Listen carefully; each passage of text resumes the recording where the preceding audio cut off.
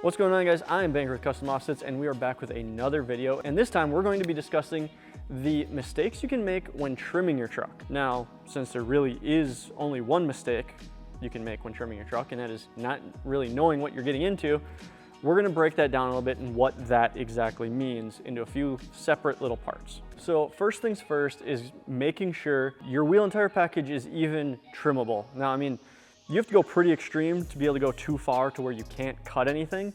But let's say you've got a Toyota on a leveling kit and you're trying to run 14 wides and 35s. Well, guess what? Eventually you're gonna run into the frame and you just can't keep hacking away that much. So that's the first thing, is just making sure that the wheels and tires fit with some trimming. And our gallery has filters for that. You can put rubs like crazy. You can put major trimming, and what it'll get me there, like what'll fit if I just trim the hell out of my truck.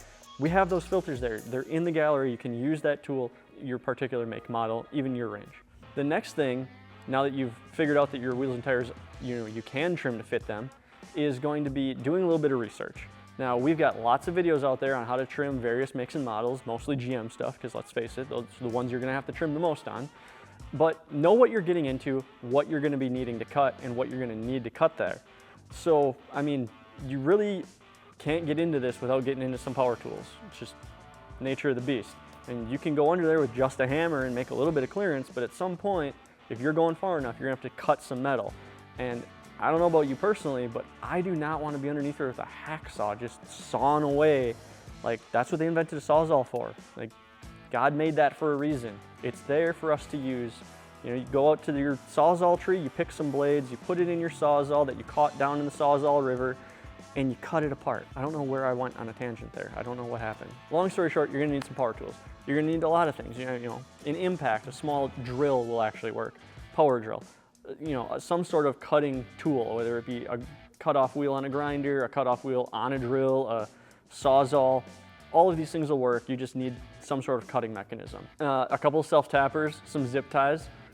If you live up north, or you just want your truck to look halfway decent when you're done, a little bit of spray paint goes a long way. A little bit of undercoating. You got a lot of exposed metal, you're gonna wanna treat that. And then of course, the big hammer. The biggest one you can find, maybe some spinach, so you got some forearms like Popeye, so you can swing that bad boy and really make some clearance, but you're gonna need tools. To go along with the whole knowing what you're getting into, what I like to do is throw a wheel on, or the two front wheels, and kind of turn, see where you're gonna hit that front bumper, where you're gonna hit that back fender, mark it out with some tape. And remember, take a little bit, if you cut too much, it's a lot harder to put it back than it is to take a little bit off at a time. And that being said, you got the wheel on, you've got it underneath its own weight, you can see what it's gonna hit next. So you hit the outside of the fender, you cut the outside of the bumper, you're good to go there. Now you get the inside, now you're hitting the inside liner. Now you can figure out what you have to do with the liner, so on and so forth, until you can, fully clear. And then, you flip to the back, and you knock it in a little bit, and you check, see how it turns, take the wheel back off. Slow and steady is the way to get this done. I mean, you can obviously just go at it with a hammer. It's probably not gonna look the prettiest. Might get you by if you're in a pinch, but taking your time is the biggest thing you're gonna wanna do here. Last but not least is going to be, you're past your ability to make it look good and just give up and go to a body shop. I had to do this with Sean's truck. I knew I wasn't gonna be able to make it look perfect. And what's the point of trimming that much if you can't make it look perfect? And you really wanna be driving around with a hammered in fender and a bumper that's cut, all crooked and jagged and whatnot?